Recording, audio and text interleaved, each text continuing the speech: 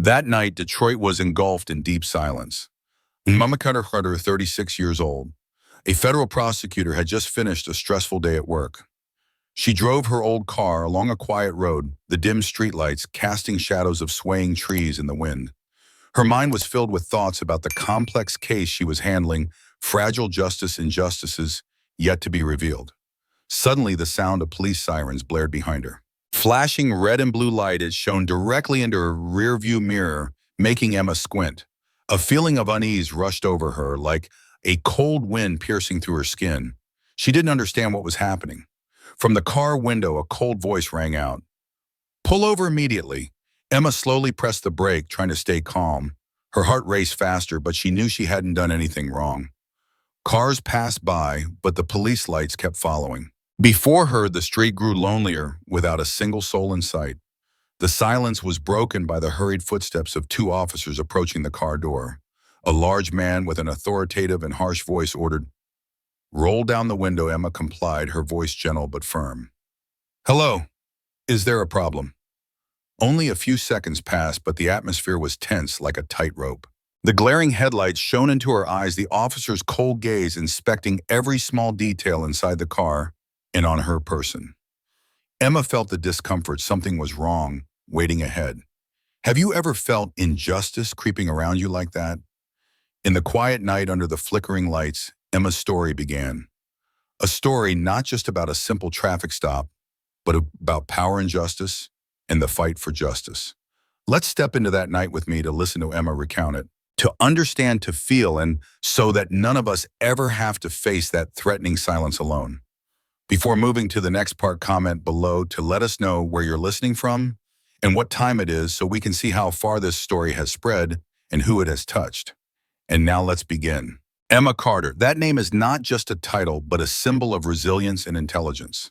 Born and raised in the heart of Detroit, a city scarred by racial tensions and historic wounds, Emma carries within her a sensitivity to social injustice. She is not only a federal prosecutor, but also a Black woman who dares to stand against entrenched organized crime and corruption. She has a sharp mind and a heart full of passion. Many times, Emma has faced harsh pressures from society and the legal system, where Black women like her are often underestimated, even suspected at first glance. She knows well that the path she chose is not easy. One late afternoon in the federal prosecutor's office meeting room, Emma was talking with a close colleague, Alex, a young white lawyer who always supported and trusted her. "Emma, I know sometimes people in the profession don't understand the pressure you endure, especially as a Black woman standing in tough battles." Emma smiled, her eyes steady. "Alex, I'm not just fighting for myself. I'm fighting for those without a voice, for the justice still left undone out there. Every time I see her into court, I think of them." Detroit, where Emma lives and works, is not just an ordinary city. It carries complicated stories of racial discrimination and police violence. Cases like George Floyd and Breonna Taylor have shaken the entire United States, stirring many to unrest. Emma is part of that fight, not on the streets, but in courtrooms where she believes the law can change society. However, she is not always warmly welcomed. She has faced rumors and suspicions simply because of her skin color and gender. But she never lets that stop her.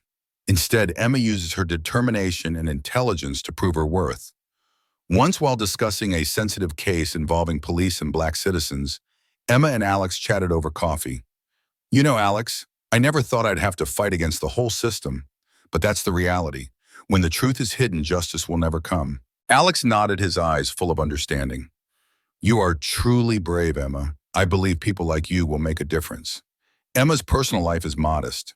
She lives alone in a small apartment downtown Detroit, where she finds peace after stressful hours. The apartment isn't spacious, but cozy, decorated with friends' artwork and books on law and civil rights history. There she nurtures her soul, keeping herself clear-headed and determined. That one evening, Emma called her mother, a strong Black woman who had raised her with stories of hardship yet full of hope. "Daughter, I'm so proud of you. You're doing what few dare to do," Emma replied, her voice warm and steady. "Mom, I won't stop. No matter how hard it gets, justice is always worth fighting for." But Emma also admitted that her career came with immense pressure. Long days in court, sleepless nights reviewing case files, invisible pressures from all sides.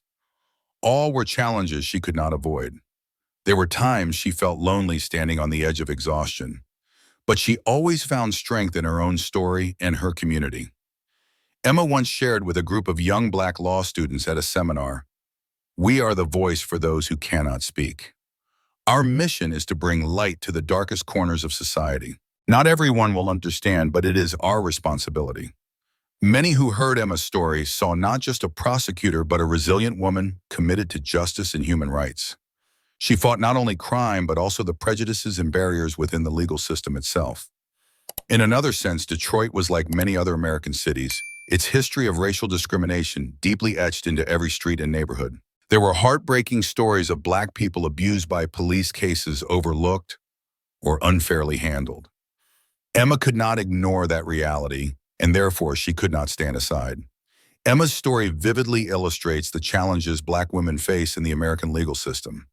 A profession seen as a guardian of justice, yet also a place filled with silent barriers and prejudice. And now as night falls, Emma's car is stopped in the city, cloaked in flickering lights and darkness. It was not just a routine stop. It was the start of a deeper story full of conflicts and trials. Can you feel Emma's loneliness yet unwavering determination?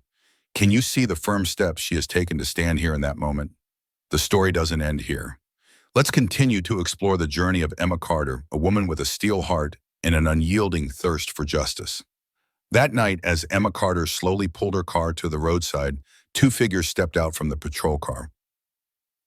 They were John Matthews and Luis Hernandez, two men, two opposite worlds, standing in Detroit's dark night, carrying different stories yet intertwined in a complex picture of the American police force. John Matthews, a 48-year-old white officer, appeared tough with eyes as cold as steel. He was well known in the police department, not only for nearly 25 years of service, but also for a hot temper and multiple accusations of racial bias. Rumors about Matthews were no secret. Some called him the law enforcer, others the enemy of justice. Yet Matthews stood firm, treating criticism like a passing breeze. Luis Hernandez, a rookie with just 18 months on the force of Latin origin, was entirely different. Young and bright-eyed, but visibly nervous and fearful, as he entered this complex and high-pressure job. Luis looked at Matthews with a mix of admiration and anxiety, like a child entering a classroom unaware of how tough the test would be. "Matthews looks tense tonight, huh?" Luis tried to break the ice, his voice gentle, hoping to ease the mood. Matthews didn't reply immediately, his gaze fixed on Emma inside the car. Then he snapped curtly, "Shut up, Hernandez. This is no time for jokes. The immense pressure in police work, especially in cities like Detroit, is undeniable. Everyday officers like Matthews face heart-stopping tension. Every day they must make split-second decisions that can save or take lives. But the pressure isn't just from the streets. It also comes from internal culture colleagues and latent discrimination." Matthews had endured difficult times, being doubted and even ostracized by colleagues for his conservative attitude and old-fashioned views.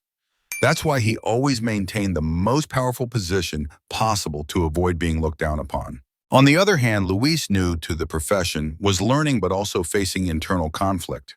He had witnessed many contradictions between professional ideals and harsh realities outside. He didn't fully agree with Matthews' approach, but was hesitant to speak up against him. Because in this profession, solidarity is placed above all else. As Matthews approached Emma's car, he cleared his throat, his voice filled with authority and command, rolled down the window immediately. Emma had no choice but to comply. Luis stood silently beside them, his eyes briefly glancing at Emma with sympathy, but unable to intervene. "John, we should stay calm," Luis whispered, but Matthews snapped back sharply. "What do you want, Hernandez? We're working, not playing kids' games." In that moment, internal conflict and occupational pressure loomed like a dark curtain. Matthews was not only a man with deep-seated prejudice, but also a victim of a rigid system where power and domination are prioritized over justice. Luis, representing the new generation, representing change, was trapped between belief and fear. "I understand now," Luis murmured to himself, eyes fixed on Emma inside the car. "Maybe this is not just an ordinary traffic stop."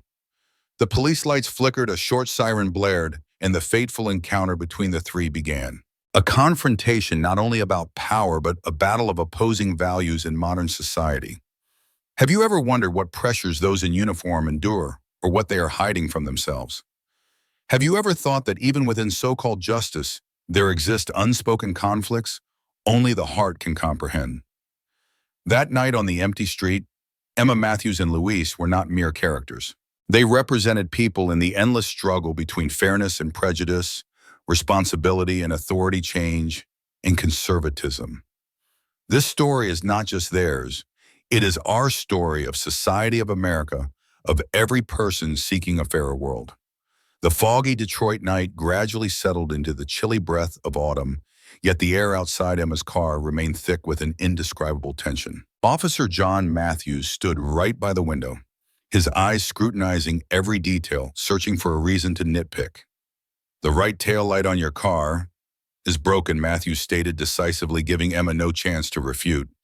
Emma glanced at the rear of the car. The faint light of the right tail light was indeed somewhat dim, but she knew well this was just a pretext, a tactic to control her, a black woman driving a car parked on a quiet roadside under flashing red and blue lights. "Officer, I've been driving carefully and haven't received any notification about a broken light," Emma responded, her tone gentle but clear.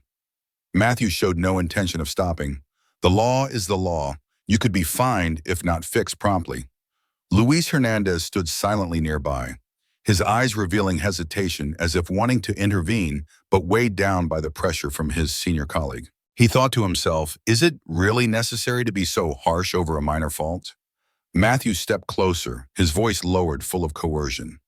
"If you want it handled quickly, you could contribute to the police welfare fund. Just a small amount, about $500. It will be settled smoothly." Emma couldn't hide her shock. A quiet anger stirred within her. "Officer Matthews, I work by the law not to pay bribes for your misconduct." Matthews smirked, a smile heavy with threat. "You should think carefully. You're in a much weaker position than me. Don't forget, I have the right to stop and inspect vehicles anytime." Their conversation was taut as a string, every word heavy with injustice. And this was not an isolated case.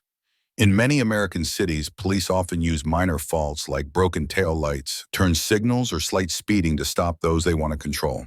It is a method of applying pressure, a tool to disadvantage minorities or anyone deemed undesirable. Bribery proposals, also known as letting violations slide, are not uncommon. Behind those shining badges lies a complex network where power is misused. Luis, though new to the force, understood this. He had heard similar stories from colleagues, warnings that knowing how to behave with police is a way to avoid trouble. But for him, it was a painful paradox, a force tasked with protecting justice using its power to oppress. Emma looked directly into Matthew's eyes, refusing to back down. "I will not pay for illegal things, and I will not accept this injustice." Matthews frowned, his expression shifting from sarcastic to angry. "You want to protect your interests? Then I'll look into it more closely." It was a warning, like a challenge. Emma sensed the dark curtain of abuse of power slowly closing around her. Can you imagine a minor act, an easily fixable fault, becoming an excuse for power to be abused, for injustice to spread? In fact, many studies have shown that minor traffic violations are often used as tools for discrimination. People of color and low-income individuals are more frequently stopped, fined more harshly, and sometimes treated more harshly than others. This not only creates fear, but also erodes community trust in law enforcement. The community feels surveilled, controlled by an unfair system. Matthews turned to Luis, his tone stern. "This is how we maintain order, Hernandez. You don't understand yet." Luis thought silently but said nothing. Perhaps this very way of maintaining order causes instability. At that moment, Emma knew she was not just facing a small incident, but standing before a much greater challenge, a battle between truth and power, justice and oppression. Do you see that injustice and paradox? Have you ever wondered if justice is truly respected when powers can be abused like this? And that night, under the flashing red and blue lights, Emma's story took a dangerous and uncertain turn. Truth was never as simple as it seemed, and power sometimes is a double-edged sword capable of cutting fairness coldly and cruelly. The night was late, but tension on Michigan Avenue did not lessen. Instead, it rose to a suffocating level. Emma Carter, wearing a solemn black suit, stood by the car door trying to remain calm as she faced Officer John Matthews. She knew well that the broken taillight was just an excuse. A greater injustice awaited her. Matthews glanced around, then quickly bent down, reaching into Emma's passenger seat. In the flickering light, a small object wrapped in shiny plastic gleamed, a package of white powder disguised as drugs. He skillfully hid the package between the seat and the dashboard. Luis Hernandez, witnessing this, felt his heart race, a heavy feeling pressing on his chest. He wanted to speak up, but Matthews's command of "shut up" silenced him. Matthews turned back, his eyes blazing as he raised the powder package. "What do you think about this, Emma?" His voice was cold and mocking. Emma felt the betrayal like a punch to the heart. "That's not mine. You planted it," she shouted, her voice trembling but resolute. "I have nothing to hide. I want to call my lawyer." Matthews growled, his tone crushing. "Don't dream. Don't touch your phone." Emma slowly placed her hand in her vest pocket, pulling out her iPhone, intending to call for help. A moment of dead silence. Matthews saw her move and his anger flared. "You have a weapon," he shouted, ordering Emma to stand still. Before Emma could comprehend what was happening, a gunshot rang out. A sharp bang shattered the silent night air. A sharp pain spread through Emma's body. She fell to her knees, her heart skipping a beat. Blood soaked the white shirt beneath her black suit. Her eyes widened, staring at Matthews with indescribable horror. Luis stood frozen, his eyes filled with terror. He couldn't believe what had just happened. The event unfolded too quickly, too suddenly, beyond control. Emma's story is not an isolated case. It recalls tragedies that shook America, like the case of Philando Castile, a black man shot by police while trying to retrieve his vehicle documents during a routine traffic stop. Deadly misunderstandings like these are not merely individual errors, but reflect a system long plagued by suspicion and prejudice. In the subsequent trial, experts would prove that Emma was unarmed and only trying to call for protection. But in that moment, fear and bias caused Matthews to lose control. Can you imagine how Emma felt then? From confident steps into life, she became the victim of a cold, unexpected gunshot. It was not just physical pain, but a profound psychological shock. Her faith in justice shattered in an instant. Emma's story is a warning to all of us that discrimination, prejudice, and abuse of power not only cause physical harm, but tear apart the most fundamental human values. Can you feel that cruelty and injustice? Can you hear the silent yet powerful voice from Emma's pain? That night, it was not just one person who was shot. It was an entire society wounded. And Emma's journey to seek justice was only beginning. The ambulance rushed along Detroit Avenue, red and blue, warning lights flashing vividly through the night. Inside, Emma Carter lay motionless on a stretcher, blood soaking her black vest, eyes closed, but her mind clinging to each fragile breath. Emma's family received the news like a bolt from the blue. Her mother, Rose, sat crying in a small room, hands trembling as she gripped the phone. "My daughter, my daughter." She sobbed, years of suppressed grief bursting forth in the night. Friends and colleagues gathered around the hospital, worried eyes and fear clearly etched on every face. Alex, Emma's closest friend and longtime colleague, repeatedly called doctors but only heard, "We're doing everything we can." Across the media, news of the incident spread like wildfire. Front pages featured images of Emma lying in the hospital with shocking headlines, "Federal prosecutor shot by police." Television stations broadcast nonstop reporters covering the scene, public outcry, rising, demanding justice for Emma. This was not the first tragedy America had witnessed. Painful memories of Rodney King in 1991, when video footage of Los Angeles police brutally beating him shook the nation, resurfaced. Or George Floyd in 2020, whose horrific death prompted millions to rise against police violence and racial discrimination. The African American community, all too familiar with fear and injustice, once again stood up in outrage and sorrow. Peaceful protests erupted everywhere, from Detroit's parks to the bustling streets of New York and Los Angeles. Slogans like "Justice for Emma" and "Stop Police Brutality" echoed as a call awakening society. One evening at a small gathering outside the hospital, Alex spoke to the crowd. "Emma is not just a victim. She represents millions who have suffered injustice. We cannot stand still." An elderly woman responded emotionally, "I lived through the dark years of racial discrimination. Emma is a beacon of hope for our generation." However, society's reaction was not entirely unified. Some questioned the incident, trying to justify Officer Matthews' actions. Conservative media tried to downplay the seriousness, even casting doubt on Emma's character. But the truth remains stronger than any denial. Numerous human rights organizations, lawyers, and activists rose up demanding a transparent and fair investigation. Have you ever imagined the power of a community when they speak out together?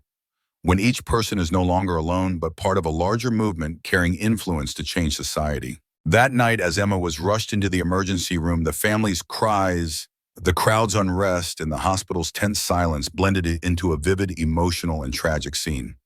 Emma's story was not just a personal tragedy, but a powerful reminder to America of the unhealed wounds in society, of the shadows still lingering in the justice and police systems. And you who are listening to this story, do you hear the call for justice echoing in the night? Do you feel the pain and burning desire for change blazing in the hearts of millions?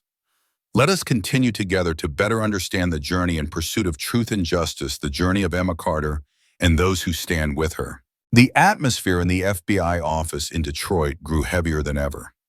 Agents with sharp eyes and serious demeanors began to piece together the complex fragments of the case. The shooting incident involving Prosecutor Emma Carter was not just an isolated case. It demanded a meticulous investigation, full of challenges, with pressure mounting from public opinion and the national media.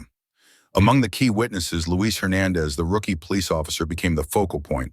Initially, Luis was hesitant, fearful of the consequences if he spoke out against the veteran officer, John Matthews. He had received warnings, even threats, "Be quiet, or your career will be over." But Luis's conscience would not allow him to remain silent. In a small room facing FBI agents, Luis began to recount the whole truth. Matthews didn't just fabricate stories. He planted fake drugs in Emma's car. He described in detail every action and word from that fateful night. He was worried she wouldn't submit. Luis said, his voice heavy with sorrow, "I saw him hide the drugs under the seat. It wasn't true. It was a trap." Meanwhile, the technical team analyzed footage from the patrol car's dash cam and body camera worn by Luis. The videos were reviewed repeatedly. Dim lighting, imperfect angles, but still capturing crucial evidence. Matthews' cold voice, the bribery offers the argument, Emma's cries as she was falsely accused all echoed through the speakers. Luis stood nearby, dazed as he listened to the exact words of a colleague he once respected. Especially forensic analysis was brought into the investigation. Fingerprints on the fake drug package showed no sign of Emma's. Ballistics analysis indicated Matthews fired from close range, deliberately aiming at her. Investigators worked tirelessly, interviewing many witnesses, gathering evidence from the scene. They knew this was not just a singular case, but symbolized a larger battle between justice and abuse of power. Matthews remained stubborn, repeatedly denying and fabricating stories to justify his actions during interrogations. "I was just doing my duty," he insisted. "I was threatened. I had to defend myself." But the evidence gradually stripped away the false mask. The truth could not be buried for long. One evening in a closed meeting room, agents discussed a turning point as Luis officially became the main witness. "He is a living testament to courage and integrity in law enforcement," the FBI team leader said. "A testimony like that carries great weight in court." Luis's story is also a story about choices. Between pressure from colleagues and the call of conscience, he chose the right path, even if it meant danger and isolation. It is a profound lesson about ethics and responsibility in law enforcement. Have you ever imagined how such small decisions can change an entire life? Can you see the power of truth when revealed with courage and relentless perseverance?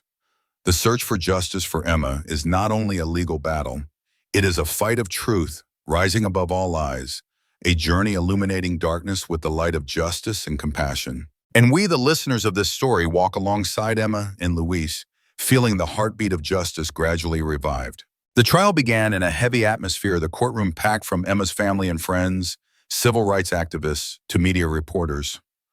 Light from headlights streamed through the windows, casting contrasting shadows on each face, as if justice itself was being tested.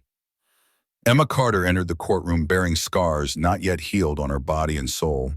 She sat on the witness stand, her eyes firmly fixed on the jury. Her voice rang out, sometimes trembling with emotion, but full of strength and truth. I am a federal prosecutor. I have worked tirelessly to uphold justice. But on that night, those entrusted with enforcing the law became the source of violence and injustice. Emma's story was not just a narration, but living evidence, awakening listeners to the dark realities still lurking within the system. Then Luis Hernandez, the young colleague who once hesitated, stepped onto the witness stand. He spoke frankly and courageously, recounting every small detail of that horrifying night John Matthews planted fake drugs in Emma's car, and when she refused, he lost control. Luis's testimony caused a strong impact in the courtroom. He was not just standing against a fellow officer, but standing for truth and fairness. The defense tried to counter, arguing that Matthews acted under pressure, defending himself against an assumed threat. They also attempted to undermine Emma's credibility, implying her uncooperative attitude, and her luxury car signaled defiance. They sought to cast doubt on Luis's testimony, suggesting he testified for leniency or personal grudges. But the prosecution, thoroughly prepared and sharply strategic, did not let these arguments shake the jury's confidence. They presented audio recordings, videos from the patrol car's dash cam and body cameras, along with detailed forensic analysis. The trial was not just a legal event, but a confrontation between truth and lies, conscience and power. Do you know the case Brown versus Board of Education? It was the famous trial that overturned the racially segregated school system in America. This trial was like Emma's fight, not just a personal battle, but for society as a whole for a fairer future. Throughout the trial, the perseverance and courage of Emma Luis and their legal team moved many in the courtroom, making them realize the importance of exposing truth, no matter how difficult. The trial continued. New details emerged. Matthews' conflicting testimonies were exposed, and the defense's unreasonable arguments were gradually clarified. Can you feel the tension, the interwoven glances of anxiety and hope? Every moment in the courtroom was like an emotional symphony where every word and action carried its own weight. This was not just a trial of one man, but a trial of a system, a culture that needed change. The journey to justice has never been easy, but with each step through trials like this, the light of truth and fairness never fades. And you, the one listening to this story, are also part of that journey. A journey not only of Emma Carter, but of all who believe in justice and change. The courtroom fell silent, so quiet that even the sighs of those present could be heard. Soft light illuminated every face, from Emma Carter still bearing unhealed wounds to John Matthews pale and full of fear. The jury rose and the foreperson approached the bench to read the verdict. His voice echoed through the room. We, the jury, after reviewing all evidence and testimony, have reached a decision. Each word struck the silence like a hammer. John Matthews, the defendant, is found guilty of abuse of power, aggravated assault, and violation of the civil rights of Emma Carter. A wave of emotion surged through the courtroom. Emma clasped the hands of her loved ones, tears streaming down her cheeks, relief mingled with pain, yet to fade. Matthews bowed his head, his face full of disappointment and fear. Emma's family sobbed uncontrollably while friends applauded joyfully. Outside the courtroom, hundreds gathered, chanting slogans demanding justice, their hearts filled with renewed hope and faith. The verdict was not just punishment for one individual, but a powerful message to the entire law enforcement community. Transparency and accountability are key to maintaining public trust. One morning after the trial, Alex spoke with Emma. This is a major step forward, but the road to change is still long. Emma smiled, her eyes firm. Justice is never a final destination, but an unending journey. Emma's story serves as a reminder that power, if unchecked and opaque, can easily become a double-edged sword. And each of us, from prosecutors to ordinary citizens, has a responsibility to help build a fairer society. Can you feel the power of justice? Are you ready to stand up to defend those values? That night, the light from the courtroom shone not only on Emma, but on an America hungry for change. Emma Carter lay in a hospital room, soft light filtering through the window, physical pain still lingering in her body, but the greater pain resided in her soul. Her recovery was not only about healing wounds on the skin, but a long, challenging journey through deep psychological scars. On the first day she regained consciousness, she felt fatigue and anxiety in every breath. Her mother Rose sat by her bedside, holding her hand tightly, her voice gentle. Emma, you are stronger than you think. Mom and the whole community are with you. Friends, colleagues, and supporters from everywhere sent messages of encouragement, small but meaningful gifts. Alex, Emma's closest friend, came often helping with legal procedures and offering companionship in her loneliest moments. I used to think that as long as there was justice, everything would be fine, Emma told Alex one quiet afternoon. But I didn't realize that standing up again after such a painful fall requires so much time and strength. Psychological pressure nightmares, fear when going outside, all unavoidable parts of Emma's recovery battle. But she was not alone. Like her, many victims of police violence across America have overcome similar trials. For instance, Sandra Bland, a Black woman who struggled with psychological pressure after unfair experiences, but bravely spoke out to change social awareness. Or Eric Garner, whose words "I can't breathe" became a symbol for the movement against police brutality. Emma found her greatest support in her community. She joined support groups where people shared stories and strength to heal together. She knew that moving forward required not only personal strength, but connection and sharing. "None of us can change the world alone," she once said in a workshop with young people, "but each of us can be a small flame that lights hope." And she did just that. From months of struggling with pain and loss, Emma gradually rose stronger and more resilient than ever. Can you imagine the power of a human being facing adversity? Do you believe that despite deep wounds, people can find light and hope again? Emma's journey is proof of that. A journey not only of personal recovery, but of faith in justice and change and in oneself. And her story continues. You who are listening now can also be part of that journey by believing, by standing up, and acting for a fairer society. Emma Carter stood at the podium before hundreds gathered in Detroit's Central Park. Sunlight shimmered through the trees, but what made the crowd shine brighter was their unyielding determination. "I'm not standing here for myself alone," Emma said, her voice echoing with inspiration. "I represent thousands who have endured police violence and injustice over the years." She founded a nonprofit called Justice for All, aimed at supporting victims of police violence, providing legal and psychological aid, and advocating policy reforms. The fund not only helps the injured, but works to change the system so incidents like mine won't happen again. Peaceful protests were regularly held from Detroit to New York, Los Angeles, spreading across the country. Slogans like "Black Lives Matter," "Stop Police Violence," and "Justice Now" echoed everywhere, forming an unstoppable wave of change.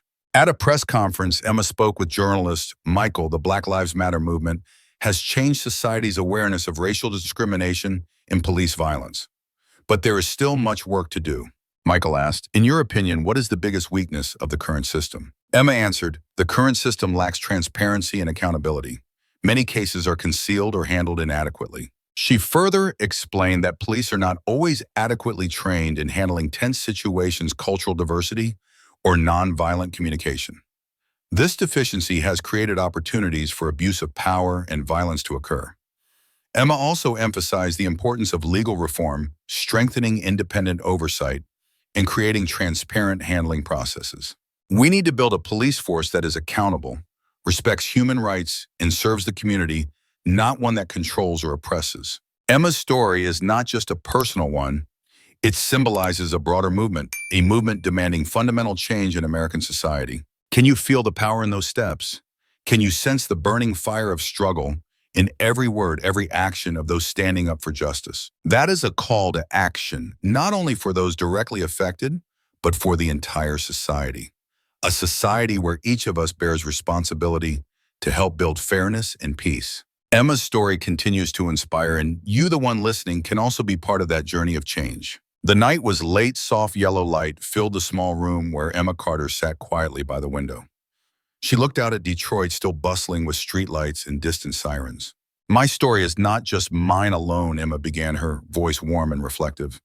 "It is the story of a law enforcement system that sometimes forgets the essence of justice." She recalled every moment in justice pain, but also flickers of hope born from courage and persistence.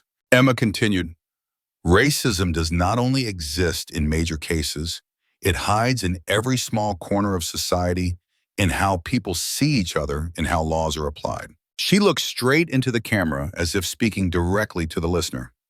"Have you ever wondered what you would do if you were in my position? If you witnessed injustice, would you stay silent or speak out?" In this modern life, citizenship cannot be passive observation. We need to engage, speak up, and take action. Emma shared about times she participated in community dialogues, lively debates on the future of justice and human rights. Justice is not a destination, but a journey, she said. And that journey requires all of us to join hands. She posed open questions. Do we have enough courage to change? Does the system really want to change? And what role will we as citizens play? Emma sighed, her eyes filled with sadness but determination. No one can do it alone. But if each of us stands up, nothing is impossible. And now I want you who are listening to this story to be part of that broader dialogue. Subscribe to the channel, share the story, and join me in spreading the voice for justice. Because if not us, then who? And if not now, then when? Justice waits for no one. It demands action.